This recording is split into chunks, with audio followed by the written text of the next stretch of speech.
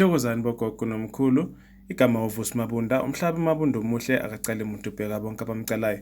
Le ingoma yeza TV mangabe usanda kusijoyina. Siyabonga nokuthi uye wasubscribe. Namhlanje sikhuleka ngebhayibheli, ukuthandaza ngebhayibheli. Ingabe ukuthandaza ngebhayibheli kuhluke kuphi kunokuthandaza ngamanzi noma ukuthandaza ngempepho na? Umehluko eqinisweni awukho. Lokho kungoba ibhayibheli lingcwele. IBhayibheli laziwa njengencwadi engcwele, incwadi elungile, incwadi engathethi amanga, incwadi engajaji umuntu ithina noma ngabe ufila ngathi iyakujaja bese kube khona lapho icolisa khona inhliziyo. IBhayibheli abantu bayahlola ngalo, abathandazi umthandazi uyakwazi ukuthi uhlole ngebhayibheli mangabe uphiwe ibhayibheli. Siyabona laphayana labantu abasebenza echibini eSt John's nabo bahlola ngebhayibheli.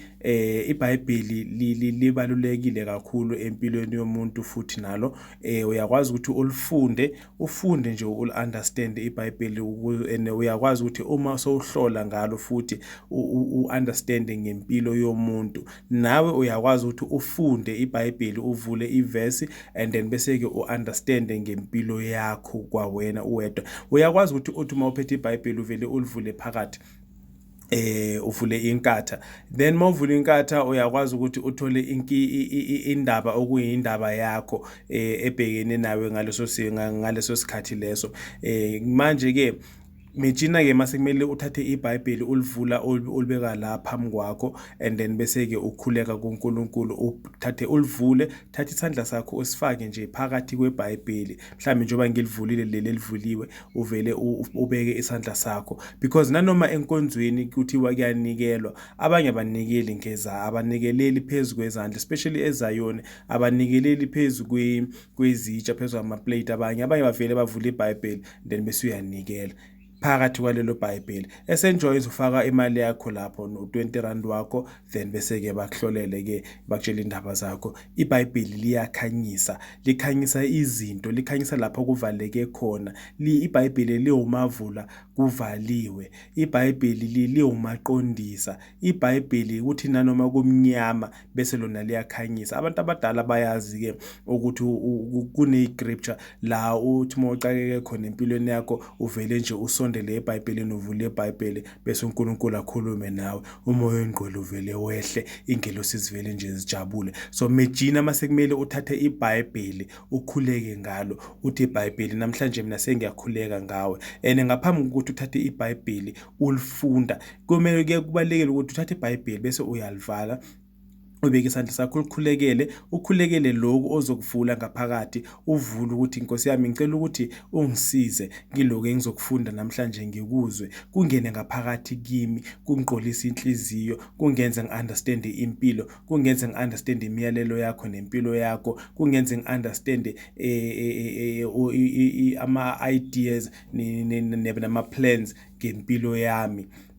Then uyalivula iBhayibheli, ngiyakutshela la uzoya khona straight ngqo uzophuma nendaba enkulu kabe ejulile. Mawukhuleka thatha iBhayibheli uvele ukhuleke nje. Nkosi yami ngiyacela ungisize, Nkosi yami kunzima kunje, usendaweni engqwele, uthinte indawo engqwele. IBhayibheli nanoma ngabe kuthiwa kaze ke kuthiwe iBhayibheli belisetshaleni, kaze ke kuthiwe iBhayibheli belisemngcwabeni, and then manje iBhayibheli leli lidinga ukuhlanjululwa, kaze kuthiwe iBhayibheli beliyisekamirweni lapho wena ebewenza khona izinto zabantu abadala noma izinto zobumnyama, kaze kuthiwe wena uthakathwe ngeBhayibheli wena.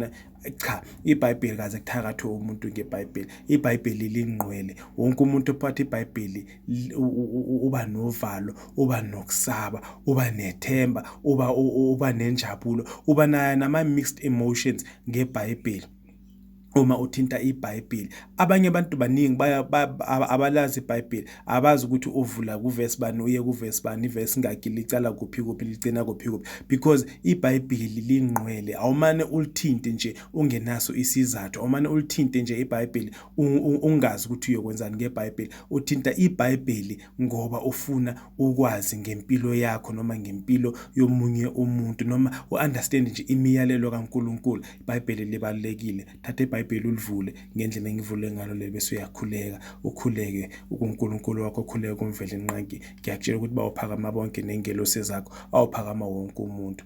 Mina igama lami nginguVusi uMabunda, umhlaba uMabunda omuhle akacala umuntu ubheka bonke abamcalayo. Ngiyabonga ukuthi uyawasubscribe. Uma ngabe awukaka-subscribe, cela bese uyenza njalo, uyasubscribe. Mina ngitholakala eGermiston eGoli ku-084 972 9634, eGoli eGermiston 084 972 9634. Thokozani.